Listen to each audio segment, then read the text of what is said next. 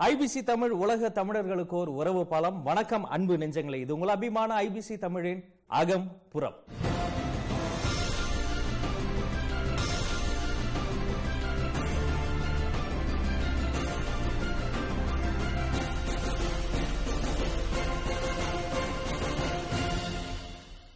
மக்கள் பொதுமக்கள் முகம் கொடுத்து நின்றம்தான் இன்றைக்கு இந்த விடுதலை போராட்டத்தை உலகம் முழுவதும் கொண்டு சேர்த்திருக்கின்றனர். இதற்கு என்ன விசாரணை, இதற்கு என்ன ஒரு விவாத பொருள்? 2009க்கு முன் ஆதரித்த தமிழ்நாட்டு மக்கள் என்பது மிக சொற்பம்தான். அதிகாரி அளவிலே, வழக்கறிஞர்கள் அளவிலே செய்த ஒரு குழப்பமான காரியம்தான் இந்த மனு தாக்கல். புலிகளால் அணைக்க ஆபத்து என்று மனு தாக்கல் செய்தால் இது ஒரு காலத்திலும் ஈழத் தமிழர்கள் ஏற்றுக்கொள்ள மாட்டார்கள்.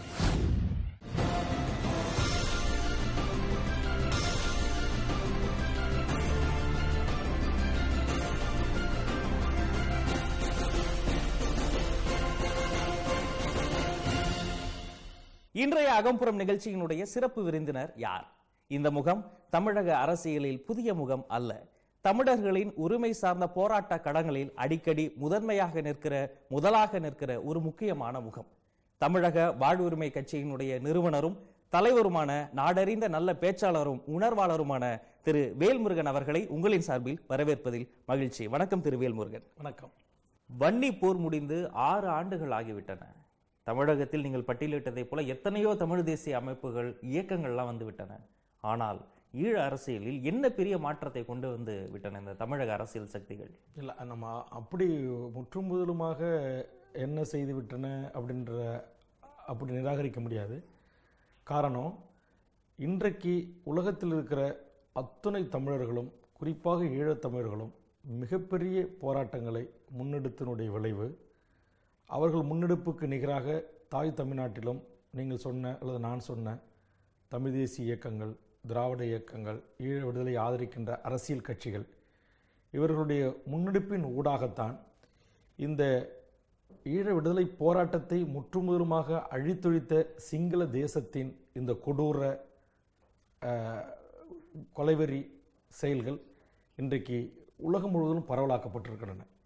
இல்லை என்று சொன்னால், இந்தியாவில் இதற்கான போராட்டங்களை முன்னெடுக்கவில்லை என்று சொன்னால், தமிழ்நாட்டில் இருக்கிற அமைப்புகள், மாணவர்கள், இளைஞர்கள், அரசியல் கட்சிகள் இதற்கான அழுத்தத்தை தொடர்ந்து மத்திய அரசுக்கு நாங்கள் தரவில்லை என்று சொன்னால், இதை ஒரு சாதாரண ஒரு தீவிரவாதிகளை அல்லது ஒரு தீவிரவாத கும்பலை இலங்கை அரசாங்கம் சர்வதேச துணையுடன் அழித்தொழித்தது, இதற்கு என்ன விசாரணை, இதற்கு என்ன ஒரு விவாத பொருள் என்கிற அளவில் எங்களுடைய தாய்நாடு என்று சொல்லக்கூடிய, நான் சொன்னது போல் இந்த தெற்காசிய பிராந்தியத்தில் மிகப்பெரிய வல்லாதிக்க நாடாக இருக்கிற இது இந்தியா, இது முற்றும் முழுவதுமாக மூடி அழகாக மறைத்திருக்கும். சரி, இந்த அழுத்தம் இப்போது தருகிற இந்த அழுத்தம், இப்போது எழுகிற தமிழ் தேசிய உணர்வு, இப்போது கிடந்து வருகிற இந்த தமிழ் போராளிகள் ஏன் தமிழ்நாட்டில் இந்த போர்க்காலம் தொடங்குவதற்கு அல்லது முடிவதற்கு முன்னால் வரவில்லை? இல்லை, அது உங்களுக்கு தெரியும். ஒரு வரலாற்றில் ஒரு மிகப்பெரிய ஒரு பாரிய ஒரு அழிவு, ஒரு பாரிய ஒரு இனப்படுகொலை, அதை பார்க்கின்ற போது, அந்த துயரத்தை கண்ணுண்கின்ற போது, இன்னும் சொல்லப்போனால் தமிழீழ விடுதலை போராட்டத்தையும் தமிழீழ தேசிய தலைவரையும் புலிகளையும் 2009க்கு முன் ஆதரித்த தமிழ்நாட்டு மக்கள் என்பது மிக சொற்பம்தான். அங்கே போய் பிழைக்க போனவர்கள் ஏன் நாடு கேட்கிறார்கள் என்றுதான் தாய் தமிழ்நாட்டு மக்கள் பேசி கொண்டிருந்தார்கள். பல்வேறு புரிதல் உள்ளவர்களை கூட அப்படிதான் கேள்வி முன்வைத்தார்கள். ஆனால் அந்த வீரம் சிறந்த அந்த விடுதலை போராட்டம், அந்த விடுதலை போராட்டத்திற்கு முகம் கொடுத்து தோள் கொடுத்து துணைகின்ற தமிழீழ மக்களுடைய இந்த அளப்பரிய உயிர் தியாகங்களும், விடுதலை போராட்டத்தினுடைய அந்த வீடம் சிறந்த விடுதலை போராட்டத்தினுடைய தியாகங்களும், ஒரு 16 வயது இளைஞன், ஒரு 18 வயது திருமணமாகாத ஒரு கன்னிப்பெண் என்று சொல்வார்களே, அந்த பெண் தன் உடல் முழுவதும் வெடிகுண்டுகளை கட்டிக்கொண்டு சிங்கள பேரினவாத அரசாங்கம் உலக நாடுகளோடு ஒப்பந்தம் போட்டு ஆயுதங்களை தரையிறக்கம் செய்து கடல் வழியாக கப்பல்களை ஏந்தி வருகின்ற போது, அந்த கடலை 100 அடி 200 மைல் தூரத்திற்கு நீந்தி சென்று அந்த ஆயுத கப்பலை கட்டிப்பிடித்து முத்தமிட்டு கடலிலே காவியமாகிய 1000 போராளிகளுடைய தியாகம், அந்த வரலாறு, அந்த அர்ப்பணிப்பு தாய் தமிழ்நாட்டில் இருக்கிற இந்த தமிழர்களுக்கும் இளையோருக்கும் மாணவர்களுக்கும் இந்த போருக்கு பிறகுதான் வெளியே தெரிந்தது. வேல்முருகனுக்கு தெரியும், ஐயா நெடுமாறனுக்கு தெரியும், வைகோவுக்கு தெரியும், அண்ணன் குளத்தூர் மணிக்கு தெரியும், கோவை ராமகிருஷ்ணனுக்கு தெரியும். மாணவர்களுக்கு அவேர்னஸ் பத்தல இல்லை, தமிழ்நாட்டு வெகுமக்களுக்கு அந்த ஒரு போராட்டம் என்பது, அங்கே ஏதோ விடுதலை புலிகள், ஏதோ ஒரு சின்ன குழுக்கள் ஒரு ஆயுதம் ஏந்தி ஒரு நாடு கேட்டிருக்கிறார்கள் என்கிற பார்வைதான் இருந்தது. ஆனால் எங்களை போன்றவர்களுக்கு தெரியும், தமிழீழ தேசிய தலைவர் என்று அங்கு கற்பழிப்பு இல்லாமல், கொலை இல்லாத, திருட்டு இல்லாமல், விபச்சாரம் இல்லாத, கஞ்சா இல்லாத, ஹராயின் இல்லாத ஒரு ஒழுக்க நெறிகளுடன் கூடிய 5 படைகளை கொண்ட, உலகத்தில் சொல்வார்கள் தரப்படை, விமானப்படை, கடற்படை. ஆனால் அங்கு 5 படைகள், தரப்படை, விமானப்படை, கடற்படை, உயிர் கொடைப்படைகளையும் உருவாக்கியவர்கள். அங்கு தனி நீதிமன்றம், தனி எல்லை காவல்படை, அங்கு தனி காவல்துறை, அங்கு எல்லாமே தனி வணிக வரி அலுவலகங்கள், தனி தமிழீழத்திற்கான வங்கிகள் என்று ஒரு தனி தமிழ் அரசை அங்கு நிர்மாணித்து கிட்டத்தட்ட ஒரு 15 ஆண்டு காலம் தமிழக தேசிய தலைவர் அவர்கள் அந்த நாட்டை ஒரு நடத்தி கொண்டிருந்தார் என்பது மாற்று கருத்து யாருக்குமே இல்லை. அந்த செய்தி தமிழ்நாட்டில் இருக்கிற அனைத்து மக்களுக்கும் சென்றடைந்தா என்று சொன்னால் சென்றடையவில்லை. ஆனால் இப்போதுதான் இந்த போருக்கு பிறகு, இந்த அழிவுக்கு பிறகு உலகத்தினுடைய ஊடகங்களுடைய கண் அங்கு பட்டிருக்கிறது. உலகத்துடைய மனித உரிமை அமைப்புகள் அங்கு சென்று அந்த இன அழிப்பிற்கான ஆவணங்களை தேடி கண்டுபிடித்திருக்கிறார்கள். இன்றைக்கு உலகத்தில் இருக்கிற பல்வேறு நாடுகள் ஈழத்தில் நடந்த இனப்படுகொலை குறித்து இன்றைக்கு விவாதித்துக் கொண்டிருக்கிறார்கள். ஆக இந்த விடுதலை போராட்டத்தினுடைய அந்த வீரம் செறிந்த அந்த தியாகங்களும் பொதுமக்கள் முகம் கொடுத்து நின்றம்தான் இன்றைக்கு இந்த விடுதலை போராட்டத்தை உலகம் முழுவதும் கொண்டு சேர்த்திருக்கின்றன. அன்றைக்கு விடுதலை புலிகளை ஒரு பயங்கரவாதிகள் என்று தான் சொன்னார்கள். ஆனால் விடுதலை புலிகள் இன்றைக்கு போராளிகள், போர்க்குணம் கொண்டவர்கள் என்று சொல்லக்கூடிய அளவுக்கு இந்த அர்ப்பணிப்பும், இந்த தியாகம், இந்த மிகப்பெரிய அழிப்பும் தான் ஒரு மாற்றத்தை ஏற்படுத்தியிருக்கிறது. அதேபோல்தான் 2009க்கும் பிறகு குறிப்பிட்ட சில விரல்விட்டு எண்ணக்கூடிய ஈழ விடுதலை ஆதரவாளர்களும் புலிகளை நேசித்தவர்களும் என்ற இந்த தாய் தமிழகம் இன்றைக்கு புலிகளை ஆதரிக்காத கட்சிகளும், புலிகளை எதிர்ப்பவர்களும், புலிகளை ஒழிப்போம் அழிப்போம் என்று சொன்னவர்களும் இந்திய அரசிலிருந்தும் தமிழ்நாட்டு அரசிலிருந்தும் ஓரங்கட்டப்பட்டிருக்கிறார்கள், அரசியல் ரீதியாக ஐத்தொழிக்கப்பட்டிருக்கிறார்கள். ஆக இந்த மாற்றம் என்பது இவ்வளவு பெரிய இழப்புக்கும் பிறகுதான் இன்றைக்கு தாய் தமிழ்நாட்டில் இருக்கிற பட்டி தொட்டி எல்லாம் தமிழீழ தேசிய தலைவர் படம் இருக்கிறது. தமிழீழ தேசிய விடுதலை போராட்டத்தினுடைய தியாகமும் அர்ப்பணிப்பும் தெரிகிறது. இன்னைக்கு சாதாரண ஒரு பள்ளி மாணவன் கூட ஈழ விடுதலை போராட்டத்தினுடைய அத்தனை தியாகங்களையும், அத்தனை வீரம் செறிந்த அந்த சமர்களையும் இன்றைக்கு யூடியூப்களிலும் தொலைக்காட்சிகளிலும் பார்க்கிறான். ஓஹோ, நம்முடைய இனம், நம் தொப்புள் கொடி உறவு உலகத்தையே இன்றைக்கு திரும்பி பார்க்கிற இவ்வளவு பெரிய ஒரு போராட்டத்தை நடத்தி ஒரு தனித்தமிழ் அரசை உருவாக்கி இருக்கிறார்களே, அந்த அரசை இந்த உலக நாடுகள் ஒன்று கூடி அழித்தொழித்து விட்டது என்கிற அந்த ஆதங்கத்தின் வெளிப்பாடுதான் இன்றைக்கு தாய் தமிழினம் இவ்வளவு பெரிய எழுச்சியை இன்றைக்கு நிற்கிறது. அதனுடைய வெளிப்பாடுதான் தமிழ்நாட்டுடைய சட்டமன்றத்தில் அங்கு நடந்தது இனப்படுகொலை என்றும், ராஜபக்சே போர்க்குற்றவாளி என்றும், அங்கு இலங்கையின் மீது பொருளாதார தடை விதிக்க வேண்டும் என்று தமிழ்நாட்டுடைய முதலமைச்சராக இருக்கிற அம்மையார் ஜெயலலிதா அவர்களால் ஒரு காலத்தில் விடுதலை புலிகளை ஏற்றுக்கொள்ளாதவர் அவர் இன்றைக்கு ஏற்றுக்கொண்டு சட்டமன்ற தீர்மானம் நிறைவேற்றுகிறார் என்று சொன்னால் தமிழ்நாட்டில் இருக்கிற 7 கோடி மக்களுடைய மனங்களில் ஏற்பட்ட மாற்றம், அந்த மாற்றத்தை கொண்டு வருவதற்கு நீங்கள் கேள்வி எழுப்பது போல சில கட்சிகள், சில இயக்கங்கள், சில மாணவர் அமைப்புகள் செய்த அந்த இடவிடாத முயற்சி, அதற்கான முன்னெடுப்பார்கள் தான் இன்றைக்கு தமிழ்நாட்டில் இருக்கிற காங்கிரஸாக இருந்தாலும், திமுக இருந்தாலும், அதிமுக இருந்தாலும், சிபிஎம், சிபி எந்த ஒரு கட்சியாக இருந்தாலும் விடுதலை புலிகளை குற்றவாளி என்று பொதுவெளியில் பேசிவிட்டு அவர்கள் இன்றைக்கு தேர்தல் களத்தை சந்திக்க முடியாது என்கிற நிலைமைக்கு இன்றைக்கு உருவாக்கி இருக்கிறோம். அதிமுக சொல்லி இருக்கிறது. அதிமுக இப்பொழுது நடுவண் அரசினுடைய அவங்க பயங்கரவாதி மாதிரி சித்தரித்து விடுதலை புலிகளால் அணைக்க ஆபத்து என்று அவர்கள் கூறியிருக்கிறார்கள். ஒரு மாநிலத்தினுடைய அரசாங்கம், உங்களோடு நல்ல நட்புறவில் இருக்கக்கூடிய ஒரு கட்சி, விடுதலை புலிகளை நீங்கள் சொன்னது போல இப்பொழுது ஆதரிக்கக்கூடிய அந்த கட்சி எப்படி ஒரு பொத்தாம் பொதுவாக அவ்வளவு கவனக்குறைவாக அப்படி ஒரு வாசகத்தை அவர்கள் அந்த முதல் மனுவில் வைத்தார்கள்? இல்ல, அதான் அது மத்திய அரசினுடைய ஐபி இன்டெலிஜென்ஸ் பியூரோ ஒரு திட்டமிட்டு ஒரு காய் நகரத்தில் செய்து கொண்டிருக்கிறார்கள். என்ன காரணம் என்று சொன்னால், தமிழ்நாட்டில் எழுகின்ற இந்த மாபெரும் ஆதரவை, விடுதலை புலிக்கான ஆதரவு தளத்தை, ஆதரவு களத்தை களங்கப்படுத்த வேண்டும் என்கிற திட்டமிட்டதான ஒரு அறிக்கை அது. அவர்கள் லஷ்கர் தொய்பா, பாகிஸ்தானுடைய தீவிரவாதிகள், ஐஎஸ்ஐ போன்ற தீவிரவாதிகளால் ஆபத்து இருக்கு என்று சொன்னதன் ஊடாக அதிலே எல்டிடி என்று கூட போடவில்லை. அந்த அறிக்கையை கூட நான் படித்தேன். எல்டி என்று சொல்லியிருக்கிறார்கள். அந்த ஒரே வரியை மட்டும் அப்படியே அந்த 1000 வரிகள் 1000 பக்கங்கள் கொண்ட அந்த அறிக்கைகளிலே அப்படி ஒரு சேர்ப்பை சேர்த்து விட்டார்கள். அரசாங்கத்தினுடைய அதிகாரிகளும் அப்படியே மேலோட்டமாக பார்க்கின்ற போது வேற தீவிரவாத அமைப்புகளால் ஆபத்து இருக்கிறது, அதை காட்டியாவது நம்ம அணைக்கான மத்திய அரசுடைய பாதுகாப்பை வாங்கிக் கொள்ளலாம் என்கிற ஒரு ராஜரீதியான ஒரு நகர்வை தமிழ்நாடு அரசு சிந்தித்திருக்கிறது. அதாவது முல்லை பெரியாருக்கு மத்திய அரசுடைய துணை ராணுவத்தை நிறுத்த முடியாது, நிறுத்த அனுமதிக்க மாட்டோம் என்று அந்த நாட்டுடைய முதலமைச்சர் அவர்கள் அறிவிக்கிறார். அந்த நாட்டில் இருக்கிற அரசியல் கட்சிகள், தேசிய கட்சிகள், மாநில கட்சிகள் ஒன்றாக திரண்டு அணையை நாங்கள் உடைப்போம், தமிழ்நாட்டு மக்களுக்கு தண்ணீர் தரமாட்டோம் என்பதில் தெளிவாக இருக்கிறார். ஆக அவர்களை கையாள்வதற்காக அனைத்து இந்திய அண்ணா திராவிட முன்னேற்ற கழகம் என்ன சொல்கிறது, ஆண்டுக்கு ஒரு முறை, 6 மாதத்துக்கு ஒரு முறை, 3 மாதத்துக்கு ஒரு முறை மாநில அரசுகளை தங்கள் பாதுகாத்துக் கொள்வதற்காக தீவிரவாதிகள் அச்சுறுத்தல் இருந்தால் மத்திய அரசு ரொட்டீனாக ஒரு அறிக்கையை தரும் தமிழ்நாட்டுடைய உளவுத்துறை. இது ஒரு அரசியல் உத்தின்றீங்க, அதிமுக அரசினுடைய ஒரு பொலிட்டிக்கல் ஸ்ட்ராட்டஜி. இல்ல, கண்டிப்பா. அதாவது பொலிட்டிக்கல் ஸ்ட்ராட்டஜின்னு கூட நான் சொல்ல மாட்டேன். இவர்கள் அதில் கொஞ்சம் சற்று கவனக்குறைவாக இருந்திருக்கிறார்கள். அது எப்படி கவனக்குறைவு என்று சொன்னா, அவங்க ரொட்டீனா கொடுக்கிற அந்த அறிக்கையில இந்த அமைப்புகளால் ஆபத்து இருக்கு என்று சொல்லிவிட்டு அந்த எல்டி என்கிற அமைப்புகளாலும் அப்படின்ற அந்த ஒரு வரிகளை இவர்கள் கண்டிப்பாக நீக்கி இருக்கணும். ஆனால் ஒரு நாட்டுடைய முதலமைச்சர் கீழ் இயங்குகிற அதனுடைய அரசுத்துறை வழக்கறிஞர்கள் அதை கவனிக்காமல் மத்திய அரசு கொடுத்த அதே அறிக்கையை அவசர காலத்தில் ஒரு அறிக்கை வந்திருக்கு, இந்த அறிக்கையை நம்ம நீதிபதி கிட்ட சொன்னா இது மாதிரி தீவிரவாதிகளால் ஆபத்து இருக்குன்னு சொன்னா நம்ம அன்னைக்கு மத்திய அரசுடைய பாதுகாப்பை வாங்கிடலாம் அப்படின்ற ஒரு நினைப்பு, முதலமைச்சரிடத்தில் நல்ல பேர் எடுத்துடலாம் அப்படி என்று அதிகாரி அளவிலே வழக்கறிஞர்கள் அளவிலே செய்த ஒரு குழப்பமான காரியம்தான் இந்த மனு தாக்கல். ஆக முதல் அறிக்கையாக நான் வெளியிட்டேன். மாண்புமிகு முதலமைச்சர் அவர்களுக்கு நான் கடிதம் எழுதினேன். மாண்புமிகு முதலமைச்சருடைய அலுவலகத்தை தொடர்பு கொண்டு இப்படி நான் சொன்னேன். உலகத்தில் வாழ்கின்ற கோடிக்கணக்கான தமிழர்கள் உங்களை நம்பி இருக்கின்ற வேளையில் சாந்தன், பேரறிவாளன் முருகன் உள்ளிட்ட மூவர் விடுதலைக்காக அமைச்சரவை கூட்டி தீர்மானம் நிறைவேற்றி தூக்குத்தண்ணை ரத்து செய்த நீங்கள், அங்கு பொது வாக்கெடுப்பு நடத்தப்பட வேண்டும் என்று சொன்ன நீங்கள், இலங்கை மீது பொருளாதார தடை விதிக்க வேண்டும் என்று சொன்ன நீங்கள், அதோடு இல்லை கிரிக்கெட் வீரர்களை கூட தமிழ்நாட்டில் இறங்கி விளையாடுவதற்கு அனுமதிக்காமல் தடுத்த நீங்கள், அதேபோல் இங்கே விளையாட்டு வீரர்கள், கபடி விளையாட்டு வீரர்கள் இலங்கைக்கு சென்றார்கள். நான் உடனே உங்களுடைய கவனத்துக்கு கொண்டு வந்தேன். அடுத்த விமானத்திலேயே அவர்களை திரும்பி வர செய்தீர்கள். எங்களுடைய ஒப்புதல் இல்லாமல் அனுப்பிய தமிழ்நாட்டுடைய 2 உயர் அதிகாரிகளை இதுநாள் வரையிலும் பணியிட நீக்கம் செய்து வைத்திருக்கிற நீங்கள் தொடர்ந்து ராணுவ பயிற்சி இங்கே வெலிங்டனிலே, இங்கே ஊட்டிலே பயிற்சி அளித்த போது நாங்கள் போராட்டத்தின் மூலமாக, கடிதத்தின் மூலமாக உங்கள் கவனத்துக்கு கொண்டு வந்தோம். அடுத்த நிமிடம் அந்த பயிற்சியை ரத்து செய்து அவர்களை பெங்களூருக்கு மூட்டை கட்டி அனுப்பி வைத்த நீங்கள் இன்றைக்கு உங்கள் அரசாங்கமே உச்சநீதிமன்றத்தில் புலிகளால் அணைக்க ஆபத்து என்று மனு தாக்கல் செய்தா இது ஒரு காலத்திலும் ஈழத் தமிழர்கள் ஏற்றுக்கொள்ள மாட்டார்கள். தாய் தமிழ்நாட்டிற்கு 7 கோடி தமிழ் மக்களும் இதர் உங்களுக்கு எதிராக திரும்புவார்கள் என்கிற செய்தியை நான் முதலமைச்சர் அவர்களுக்கு தனிப்பட்ட முறையில் சுட்டிக்காட்டினேன். அவர்கள் கூட அந்த செய்தியை சொன்னேன். உடனடியாக என்னுடைய கவனத்திற்கு வராமல் செய்த இது ஒரு சிறு நிர்வாக தவறாக இருக்கலாம் என்று சொல்லிதான் இன்றைக்கு மாண்புமிகு முதலமைச்சர் அவர்கள் தெளிவான ஒரு அறிக்கையை ஓ பன்னீர்செல்வம் மூலமாக அனுப்பியிருக்கிறார். அதை கூட இன்றைக்கு கருணாநிதி அவர்கள் சுட்டிக்காட்டிருக்கிறார். இந்த அறிக்கையை இதுமாரி வைகோ வெளியிட்டார், ராமதாஸ் வெளியிட்டார், அனைத்து இந்திய அண்ணா திராவிட முன்னேற்ற கழகத்திற்கு மிக நெருக்கமான வேல்முருகன் கூட இதை எதிர்த்திருக்கிறார் என்று சொன்னார். நான் அதிமுக கூட்டணியில் இருந்தாலும் கூட முதலமைச்சருடைய சில சாதனைகளை நான் அங்கீகரித்து பாராட்டி பேசினாலும் கூட, ஆனால் புலிகளால் ஆபத்து என்று சொன்ன உடனேயே கூட்டணியில் இருந்து முதலமைச்சர் என்னை கோபித்துக் கொண்டு வெளியேற்றி விடுவார் என்று கூட நான் பயப்படவில்லை.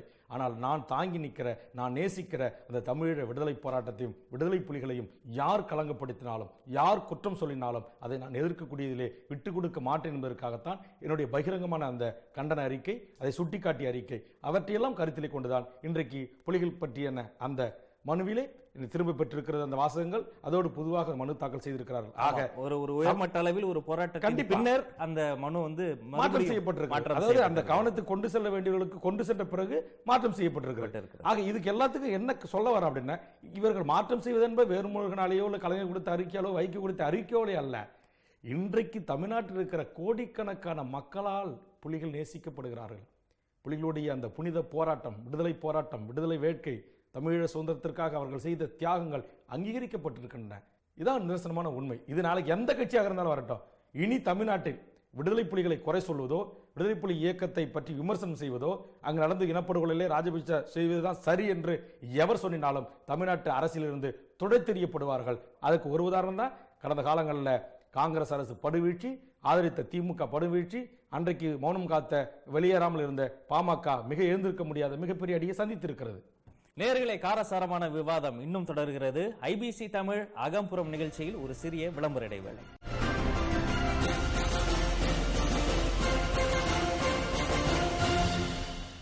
விளம்பர இடைவேளையை தொடர்ந்து வரவேற்கிறோம். இது உங்கள் அபிமான ஐபிசி தமிழ் அகம்புறம்.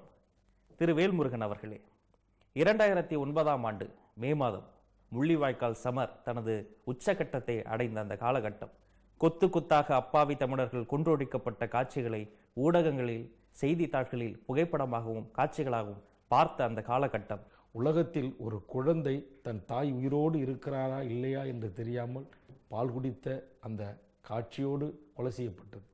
பச்சை குழந்தை வயிற்றிலிருந்து குண்டு பாய்ந்து வெளியே தூக்கி எறியப்பட்டது. இந்த கோர காட்சிகளை இன்றும் இப்போதும் நினைத்தால் கூட உலகையே உலுக்கிய காட்சிகள். பெண் போராளிகள் ஆடைகள் உருவப்பட்டு அவர்களை அவமானப்படுத்தப்பட்டு கொன்றொழிக்கப்பட்டார்கள். குழந்தைகள், நடக்க பழகாத குழந்தைகள் கூட தவழுகிற வயதிலேயே அந்த குண்டுகளுக்கு இரையானார்கள். இறந்த குழந்தைகளை புதைக்க கூட நேரம் இல்லாமல் உயிரோடு இருக்கிற மிச்ச குழந்தைகளை எடுத்து கொண்டு ஓடிய காட்சிகள் எல்லாம் பார்த்த பொழுது எப்படி அதையெல்லாம் பார்த்து எப்படி நம்ம என்ன பண்றது, உங்களுக்கு என்ன மாதிரியான எழுச்சிகள்? ஏன்னா நீங்கள் ஒரு போராட்ட குணமிக்கவர், சொல்லப்போனால் நிறைய போராட்டங்களில் நீங்கள் நேரடியாகவும் மறைமுகமாக பங்கெடுத்தவர். இந்த அகோர கொடூரமான காட்சிகளை பார்த்த பொழுது எத்தகைய தாக்குதல், மன எழுச்சிக்கு நீங்கள் ஆளானீங்க? இந்த அழிவை, இந்த மிகப்பெரிய ஒரு சோக சம்பவம், அது வரலாற்றில் மிகப்பெரிய, எந்த உலக ஒரு நாட்டிலும் நடந்தேறியாத மிகப்பெரிய அவலங்களை அங்கே ஒரு போராட்ட களத்தில் தன்னுடைய விடுதலைக்காக, தன் மக்களுடைய சுதந்திரத்திற்காக போராடுகிற போராளிகளை நீங்கள் குறிப்பிட்டது போல் பெண் போராளிகளை ஆடைகளை அவிழ்த்து அவர்களை மிக கேவலமான முறையில் சித்திரவதை செய்து அது உறுப்புகளை துப்பாக்கியால் சுட்டு பெண் போராளிகளையும் ஆண் போராளிகளையும் 2 டாங்கிகளிலே கட்டி வைத்து அந்த டாங்கிகளை இருபுறமும் இயக்க செய்து உடல் பிளந்து செத்துமடைந்தார்கள். அதான் சொல்கிறேன், உலகத்தில் எந்த நாட்டுடைய விடுதலை போராட்டத்தில் 10 லட்சம் பேர் எடுத்திருக்காங்க, 1 கோடி பேர்லாம் விடுதலை போராட்டத்தில் சேர்த்துருக்காங்க உலக யுத்தத்தில் போரில். ஆனால் இப்படி ஒரு அநியாயம் செய்யப்பட்டு வல்லூறு செய்யப்பட்டு கிட்டத்தட்ட 90,000க்கு மேற்பட்ட எமது தமிழீழ உறவுகள் அந்த மண்ணில் இன்றைக்கு தாலி அறுக்கப்பட்டு விதவைகளாக இருக்கிறார்கள். அதில் பல்லாயிரக்கணக்கான எனது உறவுகளை சிங்கள பேரினவாதம் தாயின் முன்னே மகளை கற்பழிப்பதும் மகள் முன்னே தாயை கற்பழிப்பதும் இருவரையும் கணவன் தந்தை மகன் முன்னே கற்பழித்த கொடூரங்கள் இது உலகத்தை எந்த நாட்டு இராணுவமும் செய்யாத ஒரு கொடூரம். அதோடு மட்டுமல்ல, பெண்களின் மார்புகளை அறுக்கப்பட்டது, மார்புகளை சூசாக்சு கால்களால் ஏறி நின்று இருப்பது, பிறப்புறுப்புகளில் வெடிகுண்டை வைத்து வெடிக்க செய்தது, மின்சாரம் பாய்ச்சுவது, இது எல்லாம் சித்திரவதை, அணுவாக சித்திரவதை செய்து ஒரு நாகரிகமான மனிதன் செய்யக்கூடிய காரியமே அல்ல இது. அவர்கள் நாகரிகமானவர்கள் என்று உலகம் வேண்டுமானால் சொல்லலாம். ஆனால் உலகத்தில் வாழ்கிற 12 கோடி தமிழர்களில் எவனாவது சிங்கள இராணுவமும் சிங்கள ராஜபக்சே அவருடைய சகோதரர்களும் மனிதம் என்று சொன்னாலே அது என்னால் ஜீரணித்துக் கொள்ளவே முடியாது. அவ்வளவு பெரிய ஒரு மிகப்பெரிய கொடுமைக்காரர்கள், கொடூரக்காரர்கள். இன்றைக்கு வெளிவந்திருக்கிற பல்வேறு ஊடக செய்தியின் வாயிலாக வெளிவரப்பட்டிருக்கிற 12 வயது பாலகன் பாலச்சந்திரன் தமிழீழ தேசிய தலைவர் மேதகு வேலுப்பிள்ளை பிரபாகரன் அவர்களுடைய அன்பு பிள்ளை என்பதை தவிர, எங்கள் ஒரு தமிழ் குழந்தை என்பதை தவிர, அவர் ஆயுதத்தை ஏந்தி இராணுவத்துக்கு எதிராக போரிட்டாரா, சிங்கள பேரினவாதத்தின் மீது குண்டு போட்டாரா, சிங்கள பொதுமக்கள் வாழ்கின்ற இடத்திற்கு சென்று மனித வெடி உண்டாக வெடித்தார்களா? நான் சொல்லுகிறேன், பாலச்சந்திரன் வெடிக்க வேண்டாம். தமிழீழ விடுதலை புலிகளை தலைமையேற்று நடத்திய தேசிய தலைவர் அவர்கள் எங்கேயாவது இலங்கை தீவில் அல்லது இலங்கை சிங்கள தீவில் எங்கேயாவது ஒரு இடத்தில் அப்பாவி சிங்களர்களை கொலை செய்ததாகவோ குண்டு வீசியதாகவோ கொன்றதாகவோ ஒரு சிங்கள பொண்ணை ஒரு விடுதலை புலி வீரர் போராளி வீரர் கண்தொட்டு பார்த்ததாக கண்ணெடுத்து பார்த்ததாக ஒரு குற்றச்சாட்டு உண்டா? ஒரு வழக்கு பதிவு உண்டா? ஒரு சிங்கள பெண் தனியாக வந்தவளை புலிவீரன் கடத்தி காட்டிலே கற்பழித்தான் என்ற செய்தி உண்டா? ஒரு பெண்ணை வன்னி காட்டில் விடுதலை புலிகள் பணைய கைதாக பிடித்தார்கள் என்ற செய்தி உண்டா?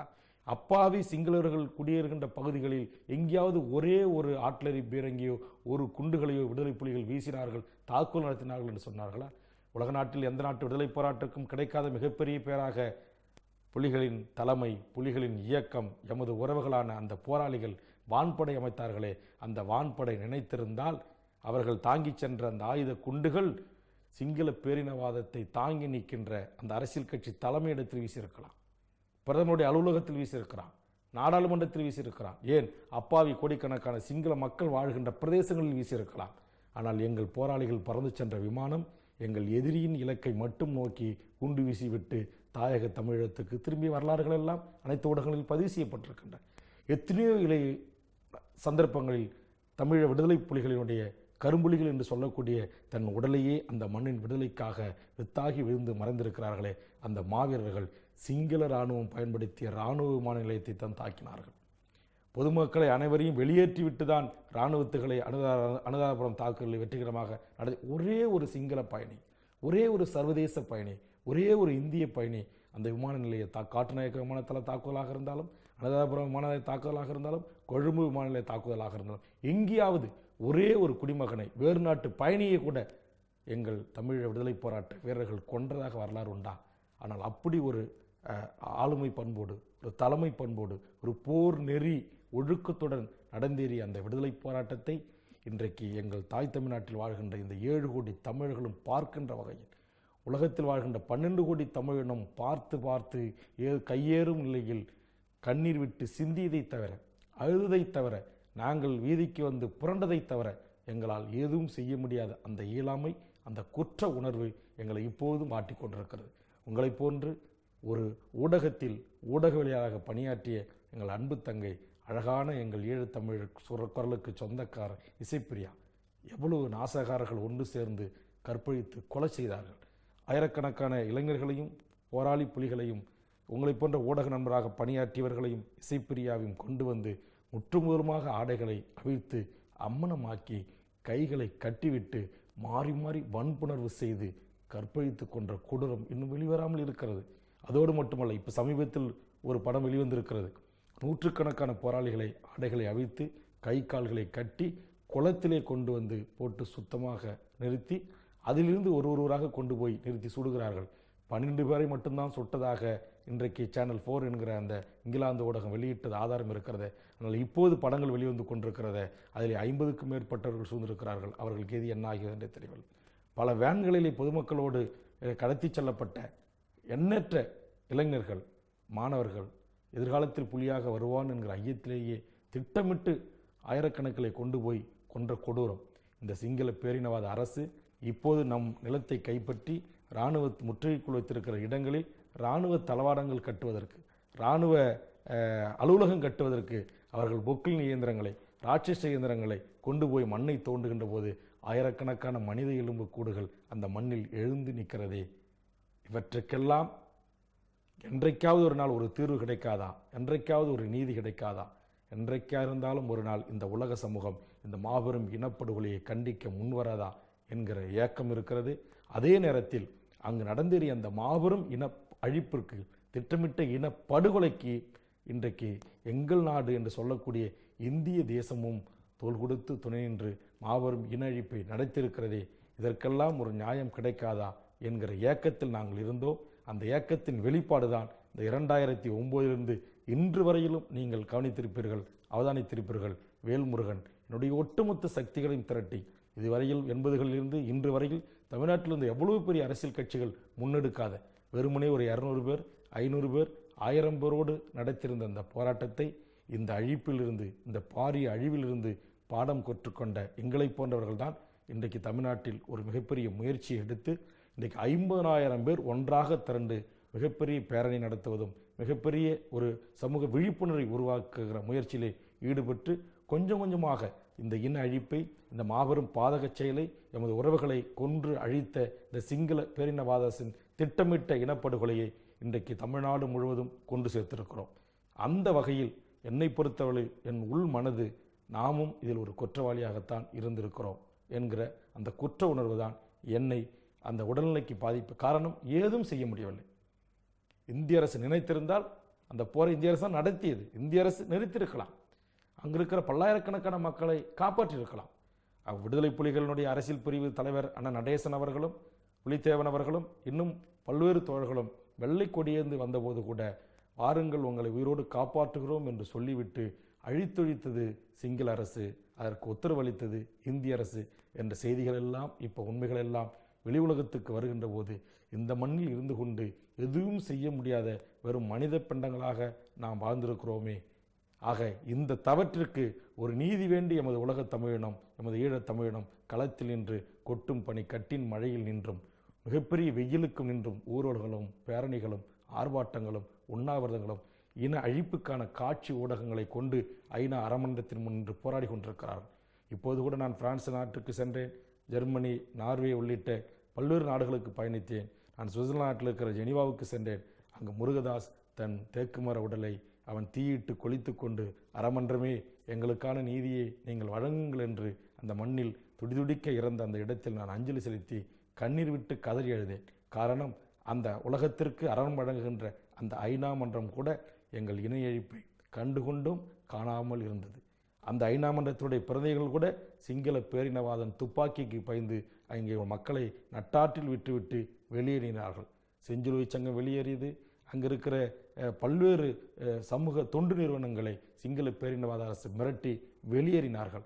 ஆக இவற்றையெல்லாம் இந்த மண்ணில் இருந்து பார்த்து கொண்டு, அவ்வளவு அழிப்பையும் கண்கூடாக பார்த்து கொண்டு கேட்டுக்கொண்டும், நீங்கள் சொன்னது போல் ஊடகங்களிலும் பத்திரிகைகளிலும் வெளியிழந்தை பார்த்து கொண்டு கதறி அழுது கண்ணீரை துடைக்கின்றவர்களாக இருந்தோம்.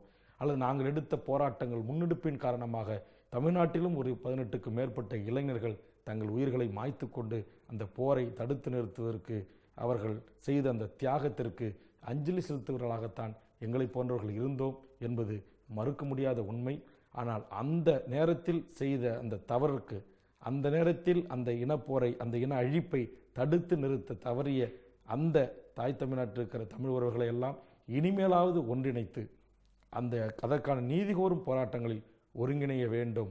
அதற்கான ஒரு நீதியை பெற்றுத்தர வேண்டும். அந்த இன அழிப்புக்கான குற்றவாளிகள் ஐநா அறமன்றத்தின் மூலமாக ஒரு சர்வதேச நீதிமன்றத்தில் விசாரணைக்கு உட்படுத்தப்பட்டு அந்த எம் தமிழீழ உறவுகளுக்கான நீதி பெற்றுத்தர வேண்டும். அதே நேரத்தில் அவர்களுடைய அபிலாசைகள் என்று சொல்லக்கூடிய அவருடைய அந்த சுதந்திர தாகம், தமிழீழ விடுதலைக்காகத்தான் 56,000 மாவீரர்கள் அந்த மண்ணில் விதையாக விழுந்திருக்கிறார்கள். அந்த மண்ணில் அந்த மாவீரர்களுக்காக கட்டியெழுப்பப்பட்ட துயிலும் இல்லங்கள் கூட மண்ணோடு மண்ணாக அன்று மூடி மறைக்கப்பட்டிருக்கிறது. ஆக இந்த அவலங்களை செய்தவனுக்கு நிச்சயமாக ஒரு தண்டனையை இந்த சர்வதேச சமூகம் பெற்றுத்தர வேண்டும்.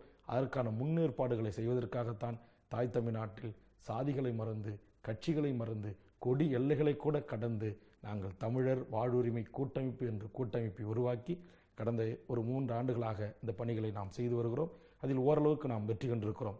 இதுவரையில் ஈழ விடுதலை போராட்ட வரலாற்றில் இல்லாத அளவுக்கு பல்வேறு தலைவர்களை, மதிப்பிற்குரிய திரு வைகோ, மதிப்பிற்குரிய ஐயா நெடுமாறன், மதிப்பிற்குரிய அண்ணன் கொளத்தூர்மணி, மதிப்பிற்குரிய அண்ணன் கோவை ராமகிருஷ்ணன், மதிப்பிற்குரிய திரு சீமான், அதேபோல் விடுதலை போராட்டத்தினுடைய தமிழ் ஈழத்தை ஆதரிக்கவில்லை என்று சொன்னாலும் கூட அங்கு நடந்த இனப்படுகொலை என்கிற அளவில் கண்டிக்க முன்வருகின்ற அகில இந்திய கட்சிகளான சிபிஐ, சிபிஎம், இன்றைய பாரதிய ஜனதாவின் கூட்டணியில் இருக்கிற குங்குநாடு திரு ஈஸ்வரன், திரு ஐஜேகே, திரு பாரிவேந்தர், திரு ஜான் பாண்டியன், திரு புவி ஜெகன்மூர்த்தி, இப்படி எண்ணற்ற தலைவர்களை உள்ளடக்கி இன்றைக்கு தமிழர் வாழ்வுரிமை கூட்டமைப்பு என்பதை உருவாக்கி ஓட்டு அரசியலை விரும்பாத மதிப்பிற்குரிய ஐயா நம்முடைய மணியரசன் போன்றவர்கள், தோழர் தியாகு போன்றவர்கள், இதுபோன்ற என்ன வரிசையில் சொல்லிக்கொள்ளி போகலாம்.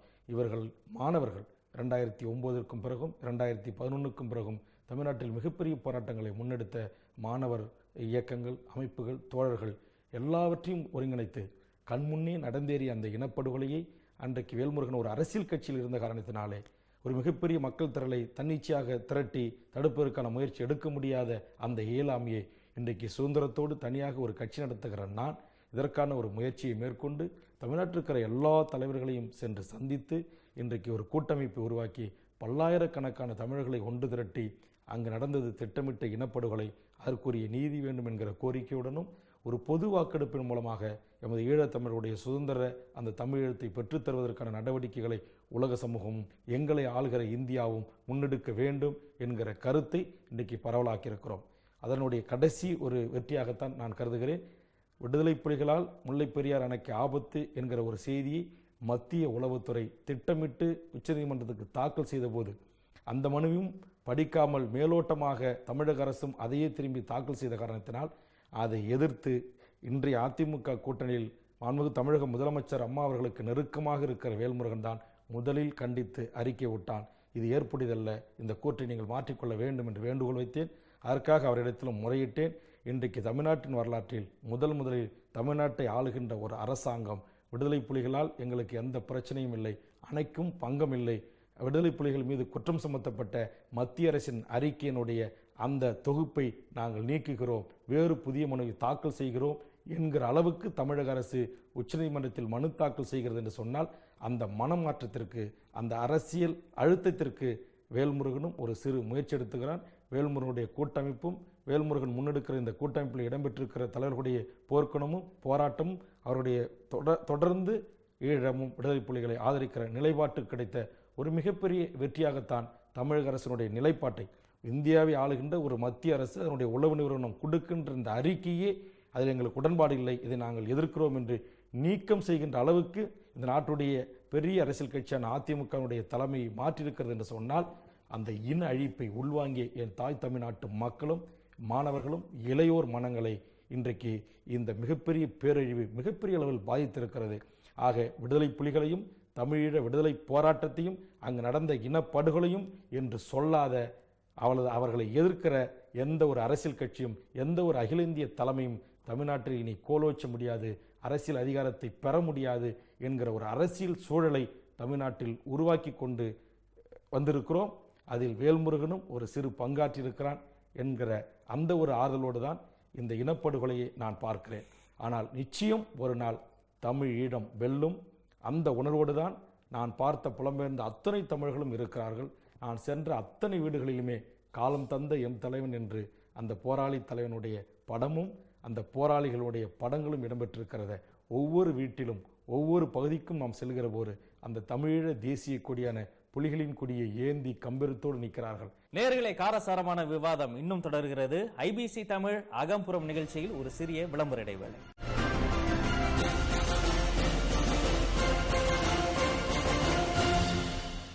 ஐபிசி தமிழின் அகம்புறம் நிகழ்ச்சிக்கு மீண்டும் வரவேற்கிறோம்.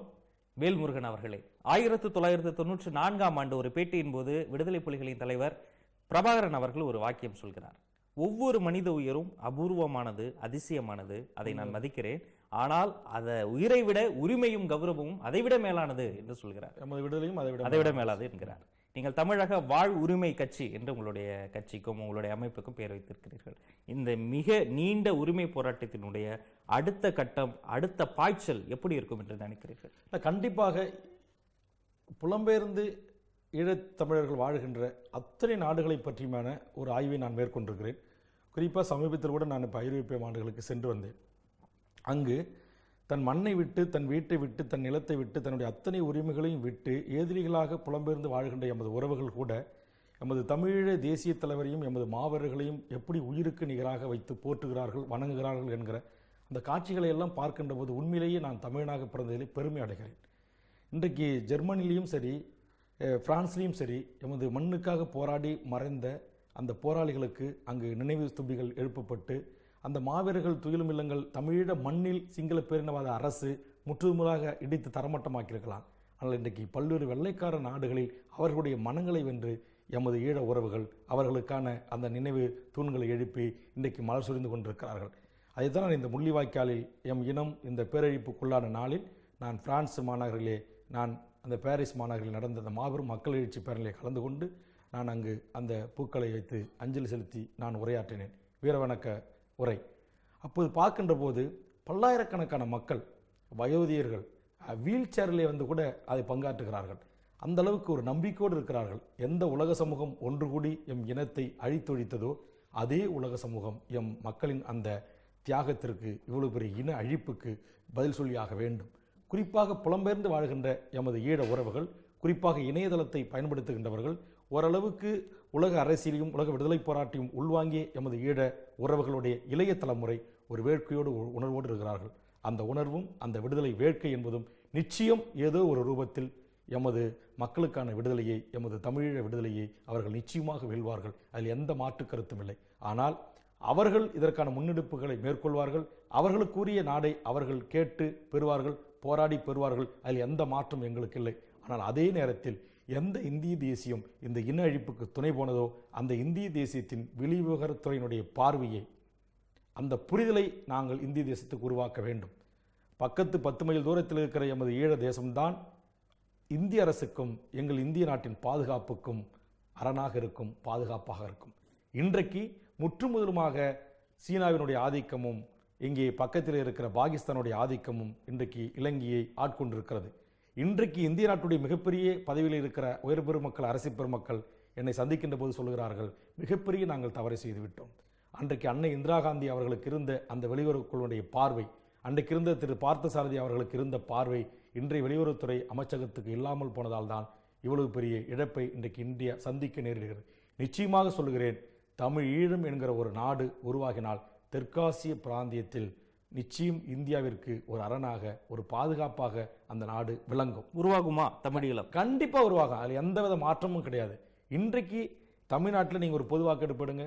எந்த இந்திய அரசாங்கம் காந்திய தேசம் அகிம்சை சொல்கிறதோ இந்த காந்திய தேசம் நாளைக்கு ஐநாவின் ஊடாக, நான் கேட்குறேன், இந்தியா வந்து மீண்டும் புலிகளுக்கு ஆயுதம் கொடுத்து, மீண்டும் அங்கே விமானங்களை தந்து, பயிற்சி கொடுத்து, ஒரு விடுதலை போராட்டத்தை உருவாக்கி அதன் மூலமாக எங்களுக்கு நாடு பெற்று தர வேண்டாம். இன்றைக்கி தெற்கு சூடான் வரிசையில், இன்றைக்கி கிழக்கு தைமூர் வயசில் 30 லட்சம் மக்கள் வாழ்கிற நாடுகள் எல்லாம் இன்றைக்கு தனிநாடாக இருக்கிறது. வெறும் 10 லட்சம் மக்கள் வாழ்கிற நாடுகள் எல்லாம் தனிநாடாக இருக்கிறது. இன்றைக்கு கூட நீங்கள் பார்த்தீங்கள் என்றால், இன்றைக்கு கிரீஸில் ஒரு பொது வாக்கெடுப்பின் மூலமாக இந்த பொருளாதார சரிவை குறித்து மக்கள் இன்றைக்கு தீர்மானிக்கிறார்கள். நான் கேட்கிறேன், ஈழ மண்ணில் வாழ்கிற அந்த தமிழீழ மண்ணை தாயகமாக கொண்ட எமது ஈழ உறவுகள் உலகப்பந்தில் எந்த மூலையில் வாழ்ந்தாலும், இந்தியாவில் வாழ்ந்தாலும், இலங்கை தீவில் வாழ்ந்தாலும், உலகத்தில் எந்த நாட்டில் வாழ்ந்தாலும் ஐநா அறமன்றத்தின் மூலமாக ஐநாவினுடைய மேற்பார்வையில் ஒரே ஒரு பொது வாக்கெடுப்பை மட்டும் நடத்த வேண்டும் என்று இந்தியா அழுத்தம் தரட்டும். ஐநா அதற்கான முயற்சியை மேற்கொள்ளட்டும். நிச்சயமாக தமிழீழம் அங்கு உருவாகும். ஆனால் அதற்கான ஒரு முயற்சியை செய்யாத ஒரு தேசமாக இந்திய தேசம் இருக்கிறது. அதை செய்ய வைக்க வேண்டும். அதற்கேற்கான முன்னேற்பாடுகளை, முன்னகர்வுகளை இந்திய அரசுக்கான அழுத்தம் தருவது, இந்திய அரசை இப்படிப்பட்ட ஒரு பார்வையோடு பார்க்க தூண்டுவதுதான் எங்களுடைய வேலை. காரணம், இத்தமிழ்நாட்டிற்கு இருக்கிற புவியியல் சார்ந்த பிரச்சனைகளால் பக்கத்தில் இருக்கிற மலையாள தேசத்து மண்ணுக்கு சொந்தக்காரர்களாக இருக்கிறவர்கள் தான் இந்தியாவினுடைய டெல்லி செங்கோட்டையை தீர்மானிக்கிற சக்தியாக இருக்கிறார். அவர்களுக்கும் எமக்குமான முல்லைப் பெரியார் பிரச்சனைகள் இருக்கிறது, பங்காளி சண்டைகள் இருக்கிறது. இந்த பங்காளி சண்டையெல்லாம் கூட அவர்கள் மத்திய ஆளும் வர்க்கத்திடத்தில் வேறு விதமாக தவறாக சித்தகரித்து தான் இன்றைக்கு சிவசங்கர மேனன்களும் MK நாராயணன்களும் இன்றைக்கு நம்பியார் போன்றவர்களும் கூட்டாக சேர்ந்துதான் எம் இனத்தை அங்கு அழித்தொழித்தார்கள்.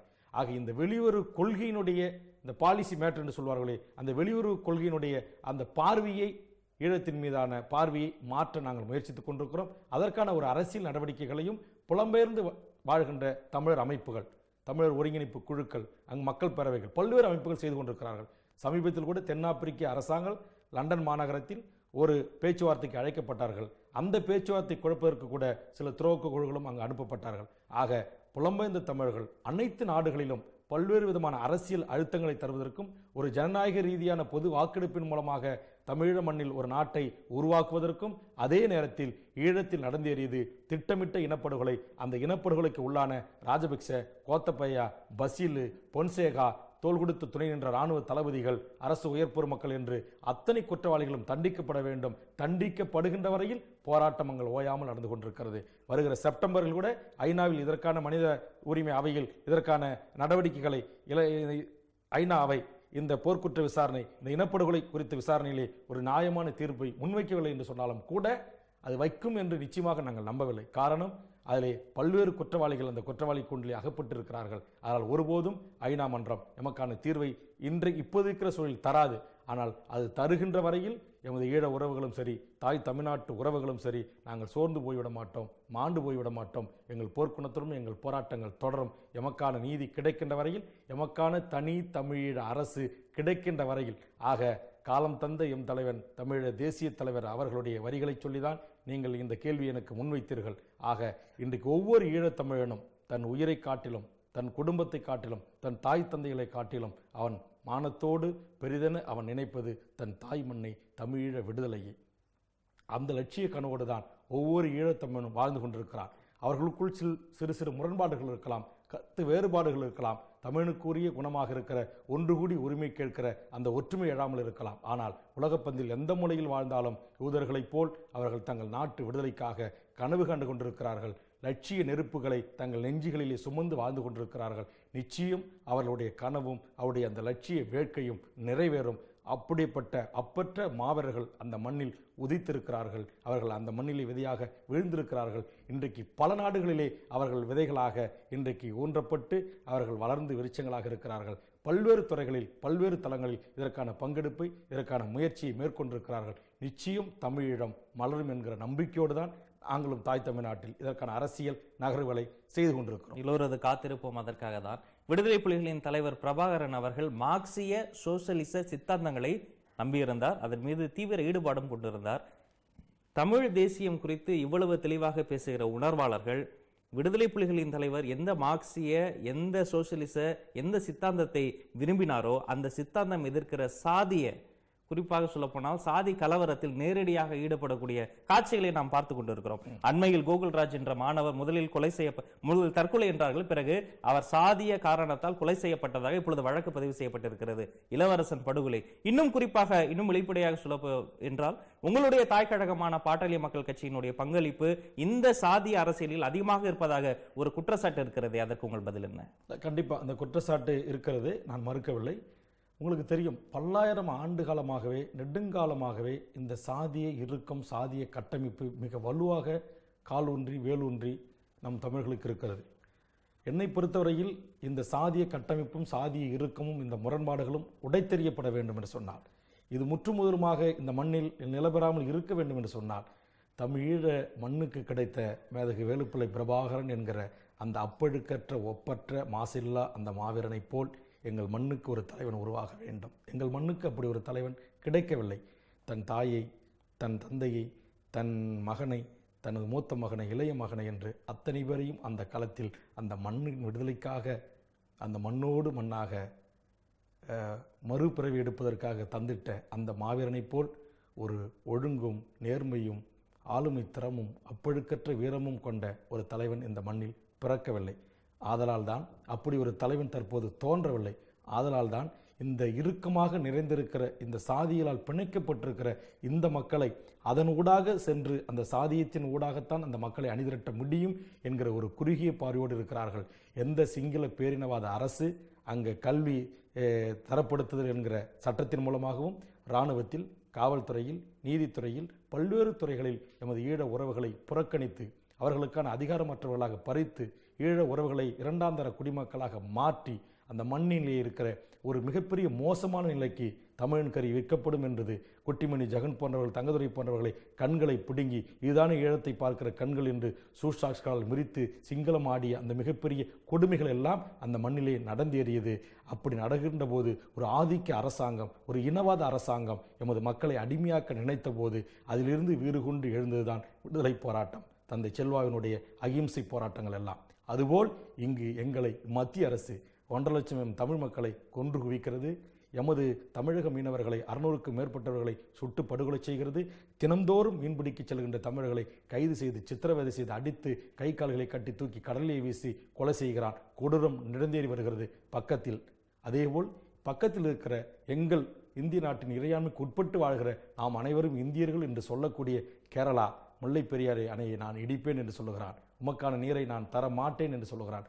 பக்கத்தில் இருக்கிற கர்நாடகம் காவேரியில் உச்சநீதிமன்றமும் நதிநீர் ஆணையத்துடைய தலைவர் பாரத பிரதமராக இருக்கிற தலைமையில் சொன்ன 205 TMC தண்ணீரை திறந்து விடுங்கள் என்று சொன்னபோதும் நான் திறந்து விட முடியாது, உங்கள் இந்திய தேசம் எங்களை என்ன செய்யும் என்று கொக்கரித்து நிற்கிறான். பக்கத்தில் இருக்கிற ஆந்திரா தடா அருகே தடுப்பணை கட்டி எமக்கார வருகிற கிருஷ்ணா நீரையும் தடுக்கிறான். இவ்வளவு சுற்றி இவ்வளவு அதைத்தான் சொல்ல வருகிறேன்.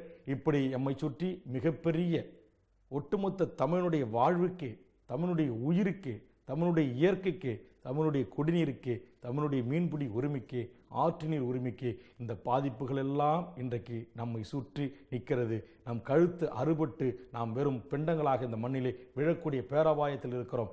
இந்த பேரபாயத்திலிருந்து இந்த தமிழ் இனம், இந்த தமிழ் நிலம் வாழ வேண்டும் என்று சொன்னார். சாதியங்களையும் மதங்களையும் தூக்கி எறிந்து நாம் அனைவரும் இந்த தமிழ்நாட்டின் பிள்ளைகள், இந்த மண்ணில் பிறந்த பிள்ளைகள் நமக்கான உரிமையும் நமக்கான வாழ்வுரிமையும் பாதுகாக்க வேண்டும். அது பாதுகாத்தால் மட்டும்தான் நாம் இந்த மண்ணிலே வாழ முடியும். நமக்கான கலையும் நமக்கான பண்பாட்டையும் நமக்கான நாகரிகத்தையும் நமக்கான வீரத்தையும் பறைசாற்ற முடியும். மத்திய அரசு சொல்லுகிறது தமிழுடைய 1000 ஆண்டுகள் ஏறுதழுவல் என்று சொல்லி வந்த ஜல்லிக்கட்டுக்கு தடை விதிக்கிற மத்திய அரசாக இருக்கிறது. எங்கள் பண்பாட்டை எல்லாம் முற்றுமுதலுமாக அழித்தொழித்து இங்கு இந்து என்கிற மதவெறியை ஊட்டுகிற ஒரு அரசாக இருக்கிறது. ஆக எட்புறங்களிலும் 4 திசைகளிலும் நமக்கு தமிழ் இனத்திற்கான கேடுகளும் பகைமைகளும் அதிகரித்து வந்து கொண்டிருக்கின்றன. நம்மை அழித்தொழிக்கிற அவலம் தொடர்கிறது. பக்கத்திலே இருக்கிற மண்ணில் சென்று காடுகளிலே கூலி வேலை செய்கின்ற ஏழை எளிய மக்களை, தமிழர்களை, அதுவும் பாமர தமிழர்களை, அதுவும் ஒடுக்கப்பட்ட தமிழக SC ST என்று சொல்லக்கூடிய மலைவாழ்வு மக்களை பிடித்து கொண்டு போய் கட்டி வைத்து கொளுத்தி காயப்படுத்தி தலகழ தொங்கல் விட்டு சுட்டுக் கொள்கிற அவலம் இங்கே நடக்கிறது. இதற்கான ஒரு மத்திய புலனாய்வு பிரிவு விசாரணை கேட்டு பல்லாயிரக்கணக்கான தமிழர்களை திரட்டி நான் தலைமையேற்று நடத்திய பேரணியில் 20 பேர்களுடைய உயிருக்கு நியாயம் கேட்டு போராடி மடிந்த எங்கள் வினோத்தின் உயிரும் போகியும் கூட, ஆனால் மத்திய அரசு அதற்கான உத்தரவை வழங்க மறுக்கிறது. ஆக இந்த அழுத்தங்களும், இந்த அநியாயங்களும், இந்த நீதி மீறல்களும், மனித உரிமை மீறல்களும் தொடர்ந்து இப்படி நடக்கும் என்று சொன்னால் நிச்சயமாக இதே சாதிய வெறியுக்குள், சாதிய மோதலுக்குள் சமூக சண்டைகள் இட்டு சாகின்ற இந்த தமிழ் இனம் நிச்சயம் இவற்றுக்கு எதிராக, இந்த அநீதிக்கு எதிராக, இந்த அக்கிரமங்களுக்கு எதிராக நிச்சயம் போராட களத்திற்கு குதிக்கும். அன்றைக்கு அந்த மண்ணில் தோன்றிய தமிழ தேசிய தலைவன் போல் இந்த மண்ணில் சாதியமற்ற ஒரு தலைமை உருவாகும். அது தமிழரை வாழ்வுரிமையும், தமிழ் சமூகத்தின் உலகத்தில் எந்த மூலையில் தமிழன் வாழ்ந்தாலும் அவன் வாழ்வுரிமையை பாதுகாக்கக்கூடிய ஒரு எதிர்கால தமிழ் சமூகமாக மாறும். அப்படி மாற்ற வேண்டும். வேல்முருகனால் முடியவில்லை என்று சொன்னால் வேல்முருகனுக்கும் அடுத்த வருகின்ற தலைமுறையாவது இந்த செய்திகளை கவனத்தில் கொண்டு நிச்சயம் இந்த உலக தமிழ் சமூகத்தின் வாழ்வுரிமையை பாதுகாக்க சாதியமற்ற மதமற்ற ஒரு தமிழ் சமூகம் படைப்பதற்கான காலம், தருணம், சூழல் இன்றைக்கு ஏற்பட்டு கொண்டிருக்கிறது. அந்த இடத்தை நிரப்புவதற்கான ஒரு நோக்கோடு தான் வேல்முருகன் ஆகிய நான் தமிழக வாழ்வுரிமை கட்சி, உலகத்தில் தமிழன் எந்த மூலையில் வாழ்ந்தாலும் அவர்களின் வாழ்வுரிமைக்காக தொடங்கப்பட்ட இந்த இயக்கம் பயணித்து கொண்டிருக்கிறது. எமது கட்சியில் சாதி இல்லை, சாதியை சார்ந்த பார்வை இல்லை, மதம் சார்ந்த பார்வை இல்லை. ஏற்கனவே இருந்த கட்சியில் இருந்து அதிலிருந்து கற்றுக்கொண்ட பாடங்கள், அதிலிருந்து நான் எடுத்துக்கொண்ட பல்வேறு இந்த கட்சி எடுத்த பல்வேறு தவறான முடிவுகள் அவற்றையெல்லாம் தெரிவித்து கொண்டுதான் இன்றைக்கு இந்த கட்சி அனைத்து மக்களுக்குமான உலகத்தில் வாழ்ந்த அனைத்து மக்களுடைய தமிழ் சமூகத்தின் வாழ்வுரிமைக்காக போராடுகிற கட்சியாக நாங்கள் முன்னெடுத்து நடத்தி கொண்டிருக்கிறோம். நிச்சயம் இந்த அழுத்தங்களும், இந்த அநியாயங்களும், இந்த அக்கிரமங்களும், இந்த அடக்குமுறைகளும், இந்த ஒடுக்குமுறைகளும் கட்டவிழ்த்து விட விட இந்த அடக்குமுறைகளிலிருந்து, ஒடுக்குமுறைகளிலிருந்து வீறு கொண்டு வெளியே வருகின்ற போர்க்குணம் கொண்ட இளைய தலைமுறை உருவாகும். அந்த தலைமுறை சாதியற்ற சமதர்ம ஒரு சமுதாயத்தை படைக்கும். நீங்கள் சொன்ன அந்த மேதகு தமிழீழ தேசிய தலைவர் அவர்களுடைய அந்த சோசியலிச தமிழீழ குடியரசை உருவாக்குவதற்கு தெற்காசிய பிராந்தத்தில் தமிழ்நாடுக்கு நிகராக சாதிய வன்மங்களும் சாதிய கொடுமைகளும் இருந்த ஈழ மண்ணில்தான் அத்துணை சாதிகளையும் ஒன்று திரட்டி கடற்புலியாகவும் கரும்புலியாகவும் அங்கு பல்வேறு படைப்பிரிவுகளையும் உருவாக்கி வான்படை அமைத்த அந்த தமிழீழ தேசிய தலைவன் அந்த மண்ணில் எப்படி சாதியமற்ற ஒரு தமிழீழத்தை உருவாக்கி காட்டினாரோ அதுபோல் நிச்சயம் எதிர்கால தமிழகம் எந்த சிங்கள அரசும் அவர்களுக்கு அந்த அழுத்தங்களை தந்து, இந்த ஒடுக்குமுறைகளை தந்து, இந்த சாதியத்தை தூக்கி எறிந்து புலிகளாக அந்த மண்ணுக்கு போராடுவதற்கு தயார்படுத்தியதோ அதுபோல் இந்த புறச்சூழல்களும் தாய் தமிழ்நாட்டிற்கு தமிழர்களை சாதியத்தை கடந்து தமிழினத்தின் உரிமைக்காக போராடக்கூடியவர்களாக ஒன்றிணைக்கும் காலம் வெகு விரைவில் வரும். அந்த காலம் எங்கள் எதிர்கால தமிழ் சமூகத்தின் பொற்காலமாக அமையும் என்பதை இந்த நேரத்திலே நான் பதிவு செய்ய விரும்புகிறேன். வினாக்களுக்கு விரிவாகவும் வெளிப்படையாகவும் பதில் அளித்தீர்கள். உங்கள் பொன்னான நேரத்தை ஒதுக்கி எங்களுடைய அகம் புறம் நிகழ்ச்சிக்கு வந்து நீங்கள் பங்கெடுத்தமையில் மிகுந்த மகிழ்ச்சி. நன்றி, வணக்கம். வணக்கம். நேர் நெஞ்சங்களாகிய உங்களுக்கும் நன்றி. மீண்டும் ஐபிசி தமிழ் வழங்கும் அகம் புறம் நிகழ்ச்சியில் சந்திப்போம். வணக்கம் நேயர்களே.